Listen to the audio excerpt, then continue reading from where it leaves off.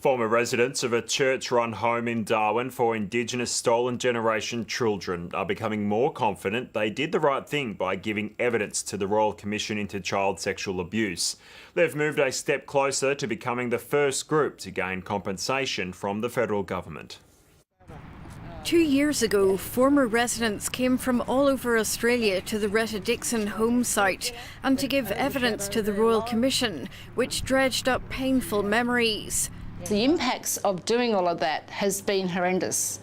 It's opened really old wounds for a lot of people.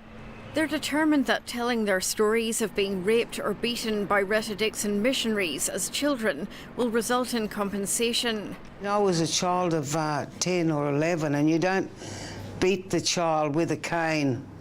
You know, that's severe. Last year, 85 former residents launched Supreme Court civil action against Australian Indigenous ministries which ran the home from 1946 to 1980 and the federal government which oversaw it.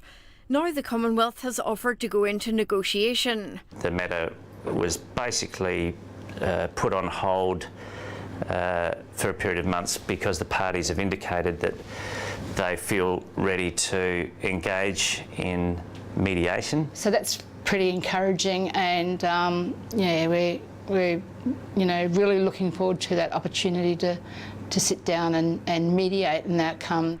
The group has gained no assurances from Australian Indigenous ministries about the mediation. They've been very minimalist in their responses. The federal government's $150,000 compensation scheme hasn't dissuaded the residents from their court fight. Half of the residents are suing for physical abuse, which isn't covered in the offer, and severely abused residents want more. The degree of harm that our people endured, I would like to think that we can get something better. The Prime Minister's department says the Commonwealth is committed to working with the claimants to resolve the matter, and it's open to using mediation. Australian Indigenous ministries referred the ABC to its lawyers, who haven't responded. The mediation is expected to start in February. Jane Bardon, ABC News.